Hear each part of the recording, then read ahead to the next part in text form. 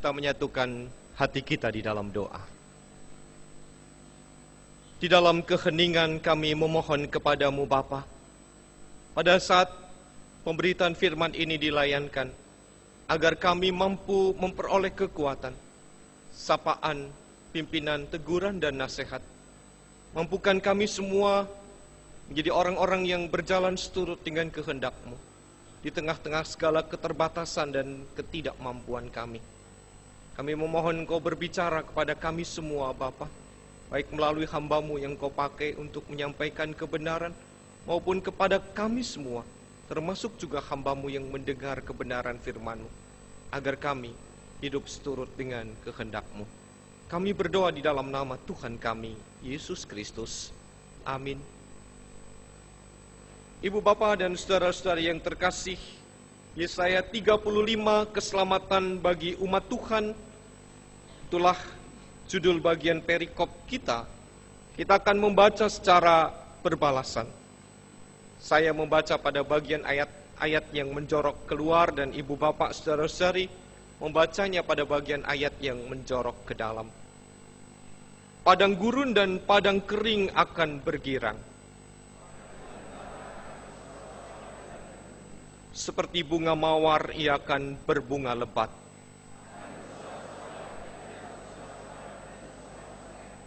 Kemuliaan Libanon akan diberikan kepadanya. Mereka itu akan melihat kemuliaan Tuhan. Kuatkanlah tangan yang lemah lesu. Katakanlah kepada orang-orang yang tawar hati, lihatlah Allah-Mu akan datang dengan pembalasan.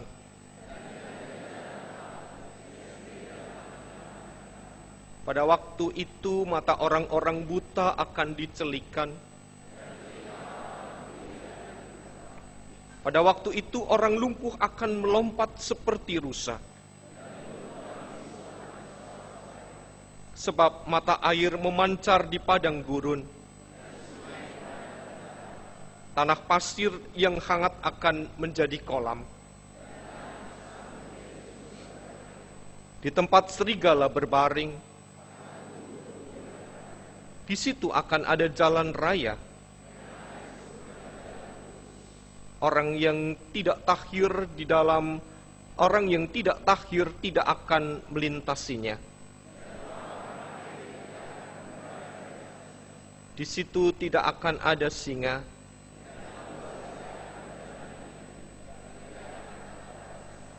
Orang-orang yang diselamatkan akan berjalan di situ. Dan masuk ke Sion dengan bersorak-sorai. Kegirangan dan sukacita akan memenuhi mereka. Demikianlah saudara-saudari yang terkasih pembacaan firman Tuhan untuk kita pada saat ini. Berbahagialah orang yang mendengar firman Tuhan serta memeliharanya. Maranatha.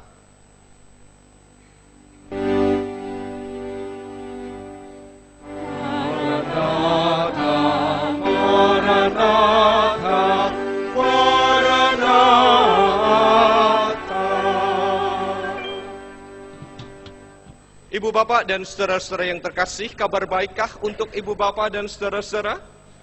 Baik, syukur kalau baik adanya. Minggu ini kita telah memasuki minggu Advent ketiga. Bukan berarti sebentar lagi kita bakal Natalan ibu bapak. Tapi ada makna yang sebenarnya kita hayati, kita lalui selama kita memasuki masa raya Advent di tahun 2013 ini. Ibu bapak, apa sesungguhnya Advent? Tentu ibu bapak sudah mengerti. Dan kita semua menghadapi pergumulan yang memang tidak mudah di tengah-tengah situasi yang kita hadapi dengan berbagai macam pergumulan. Ada masalah keluarga, ada masalah di tengah-tengah pelayanan, masalah di dalam masyarakat, dan lain-lainnya.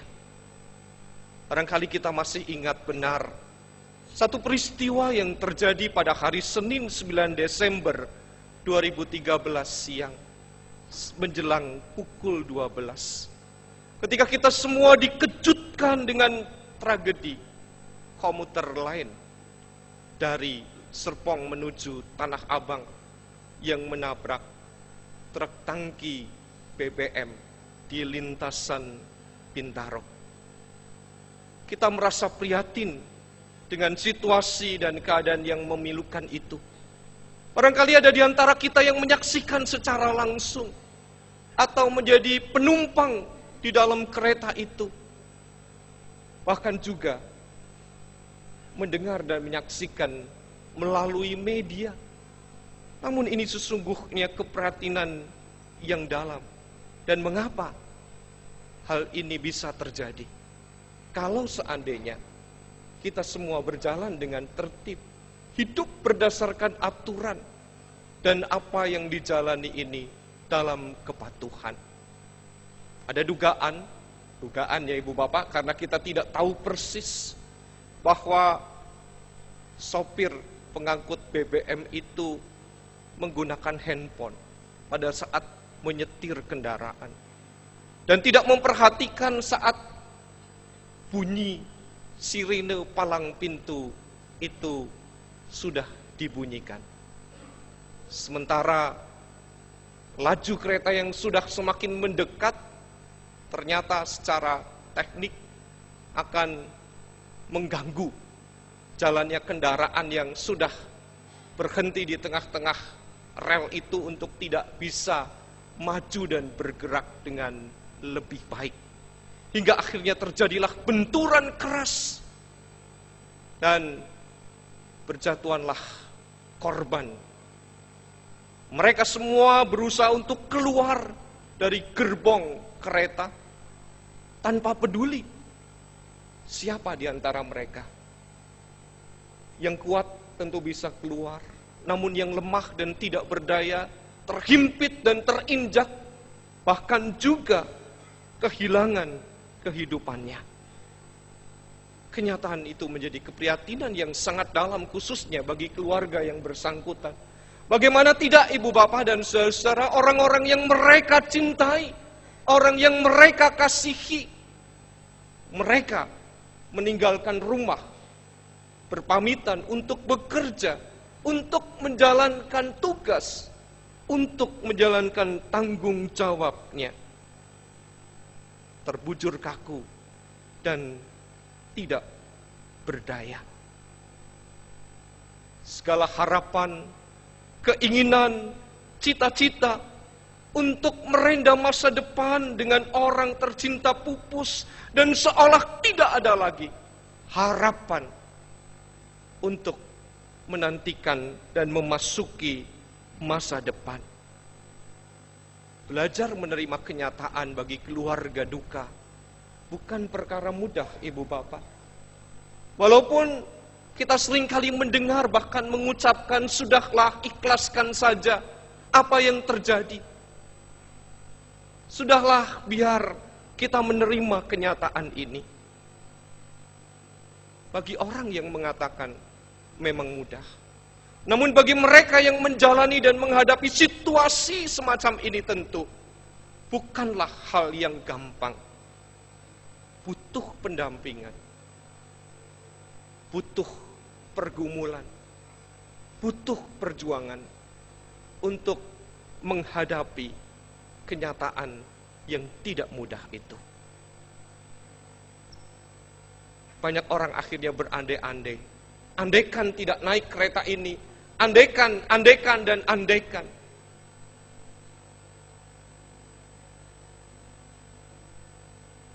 Belum lagi munculnya pertanyaan, apa salah dan dosa kami, serta orang-orang yang kami cintai, sehingga meninggalkan kita semua. Pada minggu Advent ketiga ini kita diingatkan dan diajak melalui satu perenungan akan pergumulan panjang. Bagaimana bangsa Israel yang adalah umat Allah, bangsa Israel yang disebut sebagai bangsa pilihan, harus menerima kenyataan bahwa mereka berada di tengah-tengah situasi yang tidak lagi menjadi bangsa yang bebas. Yang tidak lagi menjadi bangsa yang melakukan tindakan menurut cara dan keinginan sebagai umat Tuhan. Tengah-tengah kenyataan bahwa bangsa besar yang dipilih Allah ini berada di tengah-tengah pembuangan di tanah Babel. Dan mengapa mereka sampai berada di tanah Babel, Ibu Bapak? Apakah mereka sudah berjalan di tengah-tengah kehidupan yang benar? Berada di dalam kepatuhan, berada dalam kesetiaan, berada di dalam hidup yang takut akan Tuhan? Atau jangan-jangan mereka perlu mempertanyakan keberadaan diri mereka di tanah pembuangan justru akibat dosa dan kesalahannya? Banyak orang seringkali lebih memikirkan bahwa dirinya benar dan orang lainlah yang salah.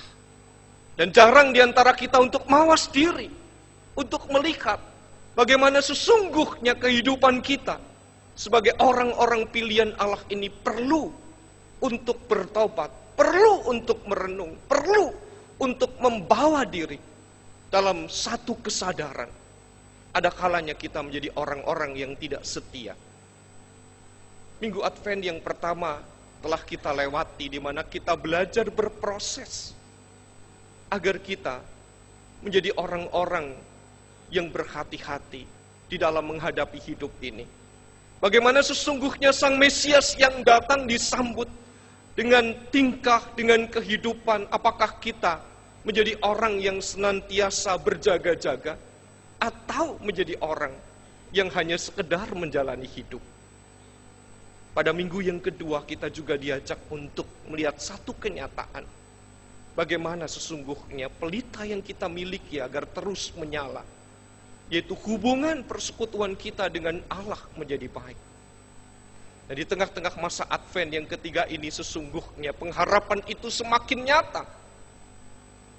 Bukan karena menjelang Natal ada pesta sukacita besar. Namun apa yang diharapkan semakin terwujud di tengah-tengah kehidupan kita. Jadi pergumulan bagi bangsa Israel yang berada di tengah pembuangan. Mengapa mereka sampai diangkut jauh dari negeri asalnya? Karena kesetiaan mereka sebagai umat pilihan, sebagai bangsa yang semestinya menjadi contoh dan teladan bagi bangsa-bangsa lain justru tidak dilakukan, tidak diwujudkan. Kalaupun mereka menjalankan kehidupan peribadahan hanyalah sekedar rutinitas, hanya sekedar menjadi syarat. Jangan-jangan ini juga sama dengan kita, Ibu Bapak. Kenapa kita pergi ke gereja pada hari Minggu? Ya karena hari Minggu tiba sebagai orang Kristen. Tapi adakah kerinduan dari kita menjadikan hari Minggu itu sebagai hari yang mendatangkan sukacita, hari yang mendatangkan kekuatan, yang mendasari hari-hari yang lain untuk terus hidup di dalam firman-Nya? Atau kita menjadi orang-orang Kristen yang hanya bernapas, datang ke gereja pada saat Natal dan Paskah? Itu masih mending, Ibu Bapak, kalau napas ya. Pada saat Natal bisa datang, pada saat hari-hari yang lain, ya sudahlah hidup sesuka-suka saya saja. Toh Tuhan memberikan pengampunan, Tuhan memberikan pertolongan, dan mendatangkan anugerah. Kalau kita tahu demikian adanya, dan kita secara sengaja mencobai Tuhan, benarkah anugerah dan damai sejahtera itu akan datang bagi kita? Di negeri Babel itu, mereka menyadari bahwa mereka telah mengabaikan kesetiaan Tuhan yang sesungguhnya baik, yang sesungguhnya mendatangkan damai sejahtera, yang mendatangkan sukacita, yang mendatangkan kekuatan. Namun mereka menjadi orang-orang yang tidak taat dan hidup menurut cara mereka sendiri. Rumah Tuhan diabaikan dan dibiarkan kosong. Cara ibadah dan perilaku yang hanya sekedar menjalani hidup, bahkan mereka meninggalkan tata cara kehidupan sebagai orang beriman. adalah kenyataan yang menjadi teguran keras. Dan di tengah-tengah mereka terpuruk, mereka berada di dalam pembuangan baru menyadari keadaan itu. Suatu hari ibu bapak, ada seorang bapak yang berasal dari keluarga Kristen.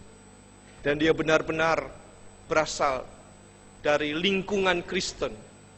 Karena daerah tempat tinggal asalnya mayoritas adalah orang-orang Kristen. Di dalam perjalanannya, ia pindah ke salah satu kota di Jawa. Dan dia menjadi orang Kristen yang mampu memberikan keteladanan di tengah-tengah hidup yang dijalani. Ia membangun keluarga, dikaruniai anak-anak. Usahanya terus berhasil dan semakin meningkat. Namun entah apa yang menjadi penyebab bagi si bapak ini akhirnya undur dari persekutuan gerejawi. Orang bertanya apakah gereja melakukan kekecewaan terhadap dia melalui anggota-anggotanya, atau ada pergumulan lain. Namun semakin hari si bapak ini semakin jauh dari persekutuan gereja Tuhan. Teman-teman di gerejanya saling mengingatkan, mendoakan, melawat, dan mengajak kembali untuk hadir di gereja dan bersekutu bersama. Namun semakin hari bukan si bapak ini semakin lebih baik. Bahkan doa-doa yang pernah diajarkan kepada anak-anaknya pada waktu makan, pada waktu akan pergi ke sekolah, sebelum tidur, dan lain-lainnya tidak diwujudkan lagi. Lebih memprihatinkan lagi si bapak ini melakukan tindakan dan cara bahkan ritual yang tidak sesuai dengan iman Kristen. Pada saat istri dan anak-anaknya mengingatkan pap kembali lagi kepada Tuhan, si bapak ini justru mengatakan, ini urusan saya. Tidak usah fanatik menjadi orang Kristen. Sekali dua kali diingatkan. Namun ia tidak kembali kepada Tuhan.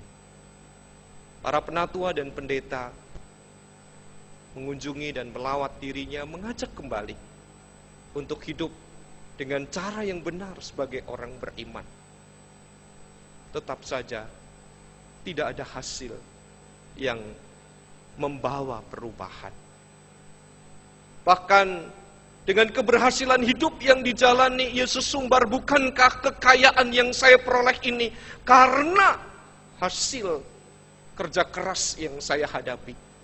Bukankah anak-anak saya berhasil menjadi sarjana karena mereka pandai, karena mereka memiliki kepintaran, karena mereka mampu untuk menghadapi sekolah dengan baik? Segala-galanya diubah berdasarkan pemikiran menurut cara dan ukurannya sendiri. Keluarga itu terus nampak hidup dalam keadaan yang baik, dalam keadaan yang indah dan tanpa persoalan. Hingga suatu hari, keluarga ini menghadapi pergumulan yang sangat luar biasa. Dan pergumulan yang sangat memilukan di tengah-tengah kehidupan si bapak yang dikaruniai cucu. Karena anak yang sudah mulai bertumbuh, generasi penerus dari anak laki-laki, dan anak yang dilahirkan dari keluarga itu juga adalah anak laki-laki yang tentu menjadi cucu dalam bagi si bapak itu, menjadi generasi penerus karena membawa nama keluarga. Secara mengejutkan dipanggil Tuhan dan meninggal. Ibu bapak di tengah-tengah keadaan seperti itu, setelah berpuluh-puluh tahun si bapak meninggalkan Tuhan, menangis dan menyadari bahwa ini adalah dosa dan kesalahan saya karena saya mengabaikan kasih setia Tuhan. Karena saya tidak mempedulikan Tuhan yang semestinya cucu saya menjadi generasi penerus dan masa depan bagi keluarga kami. Bangsa Israel juga seolah menemukan Tuhan mereka, Sang Damai Sejahtera, yang merubah menjadi sukacita di tengah-tengah himpitan, di tengah-tengah keterpurukan, justru bukan dalam keadaan biasa-biasa saja. Bukan dalam keadaan dan di tengah situasi yang nyaman. Namun mereka menghayati bahwa Tuhan ada di tengah-tengah mereka, menjadi Sang Damai Sejahtera di tengah-tengah ketertindasan dan keterpurukannya bangsa itu di negeri Babel. Apakah dengan demikian Allah tidak berkarya dan tidak bertindak selama mereka meninggalkan Tuhan? Sesungguhnya Allah berkarya. Sesungguhnya Allah bertindak dan tidak pernah meninggalkan mereka. Ia datang dahulu, datang sekarang, datang yang akan datang, dan seluruh hidup yang dijalani. Sesungguhnya bersama dengan Tuhan Allah, hanya orang-orang yang menjadi pilihannya sajalah yang seringkali bertindak menurut cara sendiri. Cara yang ditempuh, yang tidak berkenan menurut firman Tuhan itulah yang menjadi kenyataan. Allah memberikan anugerah kepada setiap orang yang mau menanggapi. Dan anugerah Allah itu semestinya ditanggapi dengan iman, dengan keyakinan bahwa Dia berkarya untuk kita. Kita memang seringkali menjadi kecewa dengan apa yang kita minta kepada Tuhan karena keinginannya tidak dituruti. Padahal Dia memberikan yang terbaik untuk kita. Memberikan sesuai dengan ukuran yang sanggup Dia berikan. Tidak mungkinlah seorang anak kecil yang meminta sepeda motor diberi sepeda motor. Pasti orang tua akan memberikan terlebih dahulu sebuah sepeda. Karena akan membahayakan kan ibu bapak kalau diberi sepeda motor bisa seperti Rossi ya, yang akhirnya mengalami kecelakaan untuk balapan. Tuhan memberikan sesuatu seturut dengan apa yang sesungguhnya diperlukan.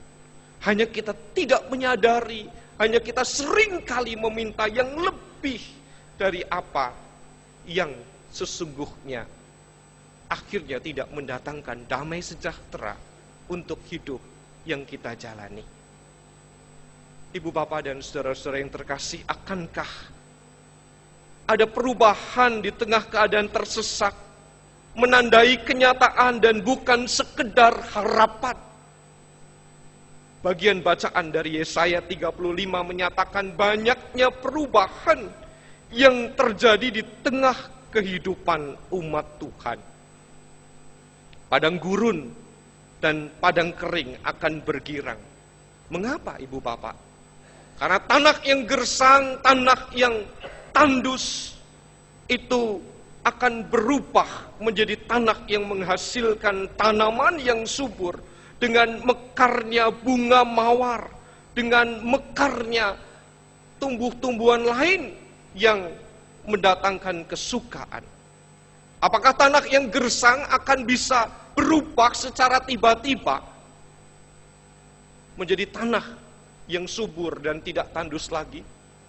Tentu diperlukan upaya. Adanya kerja keras, adanya kesadaran dari setiap pribadi untuk melihat bukan sekedar seonggok tanah yang dibiarkan, namun bagaimana sesungguhnya tanah itu harus dikelola, tanah itu harus digarap. Tangan yang lemah akan dikuatkan dan segala sesuatu akan berubah menjadi lebih baik. Butuh proses ibu bapak, butuh penghayatan, butuh kesadaran, butuh kemengertian dari setiap pribadi untuk menjalani apa yang berubah dari keadaan terpuruk menjadi baik. Adalah tekad ibu bapak. Dan tekad itu adalah kesadaran.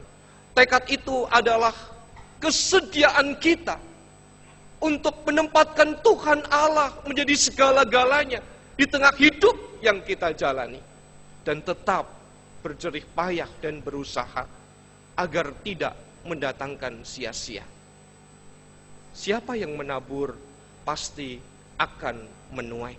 Dan ini adalah hukum alam yang sebenarnya terjadi. Yang menabur kebaikan akan menuai kebaikan.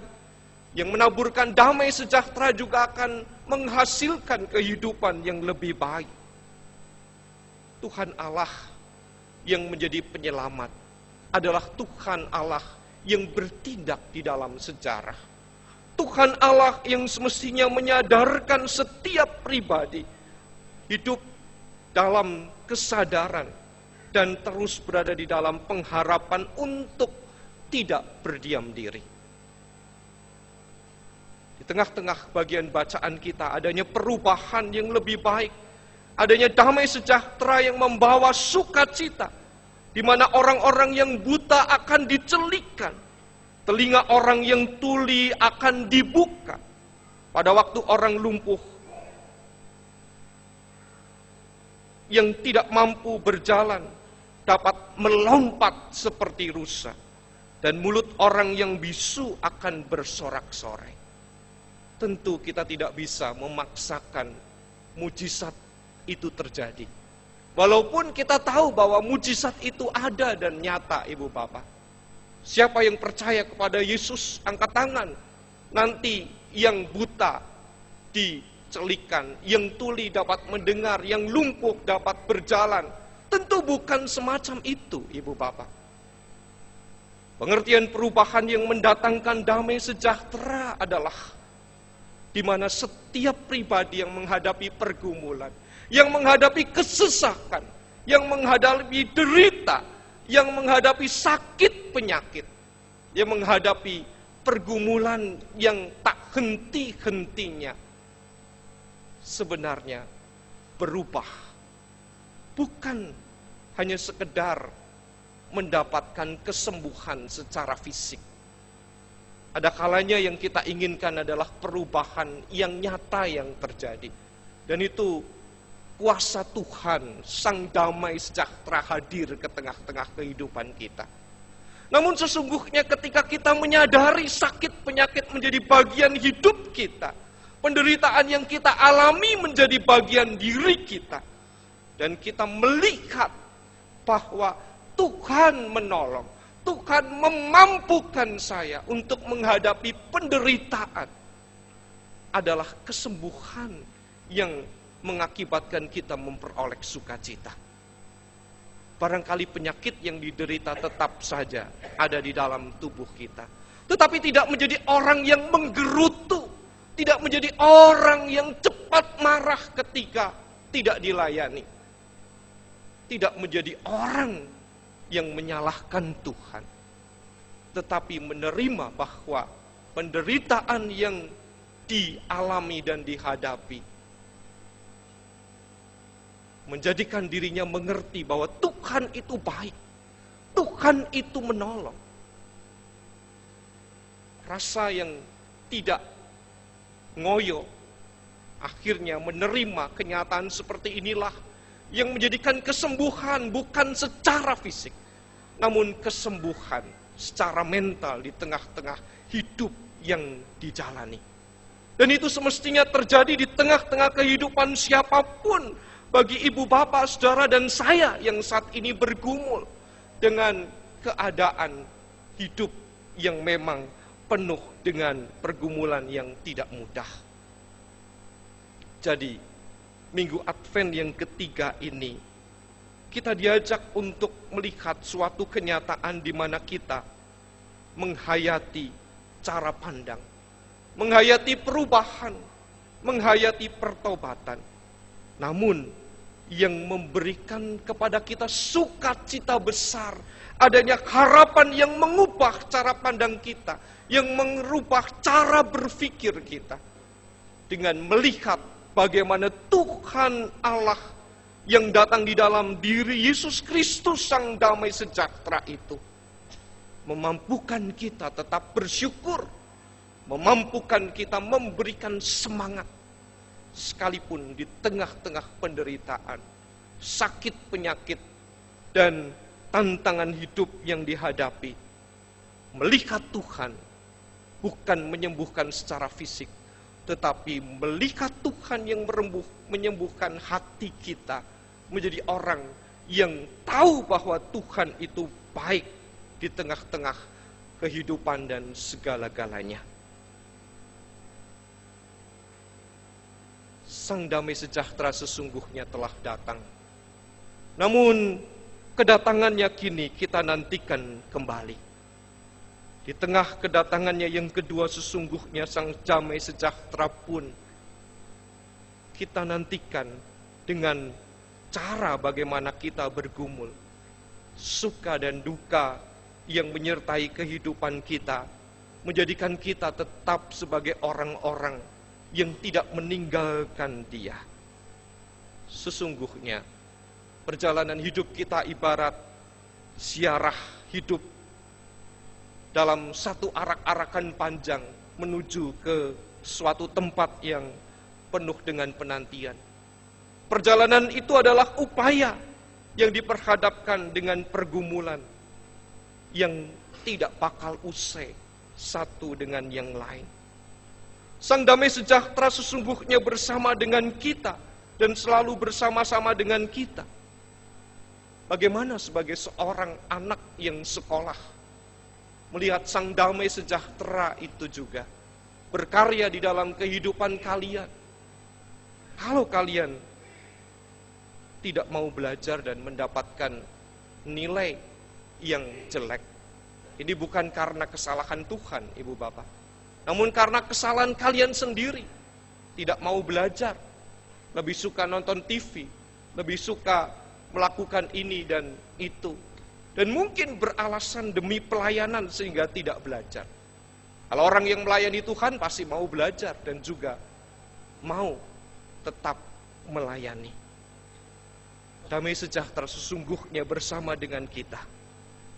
Jika ibu bapa dan saudara-saudara telah menerima damai sejahtera, akankah damai sejahtera juga akan kita bagikan kepada mereka yang tersisih, kepada mereka yang terbelenggu karena pergumulan hidup yang dijalani? Jangan bertanya kepada gereja ini, apa yang sudah diberikan kepada korban topan Haiyan di Filipina, atau kepada korban tragedi Bintaro pada hari Senin yang lalu. Namun sebagai pribadi-pribadi yang telah menerima damai sejahtera, adakah kesediaan diri kita membagikan sukacita, membagikan apa yang telah kita miliki kepada orang lain, agar orang lain juga merasakan damai sejahtera seperti yang telah kita terima? Bersediakah kita terus hidup bersamanya dan membagikan kepada mereka damai sejahtera seperti yang kita hayati? Amin.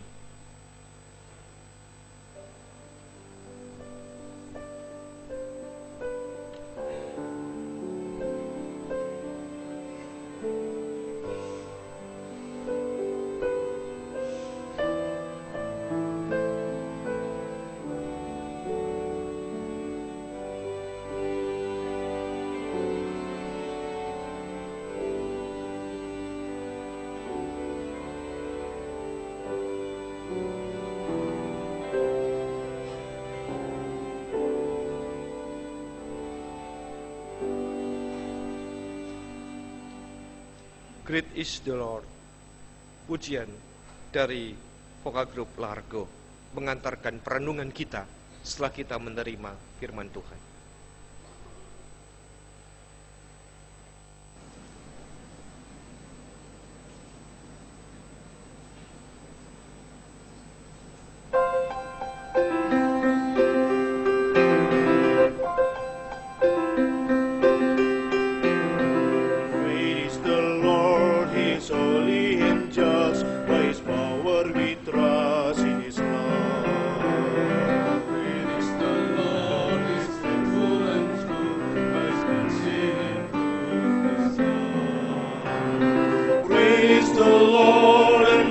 worthy of glory. Praise the Lord and worthy of praise.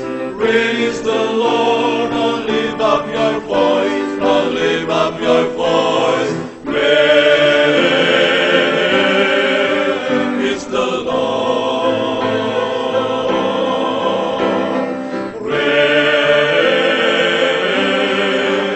Praise the Lord. Praise the Lord, He is holy and just, by His power we trust His love.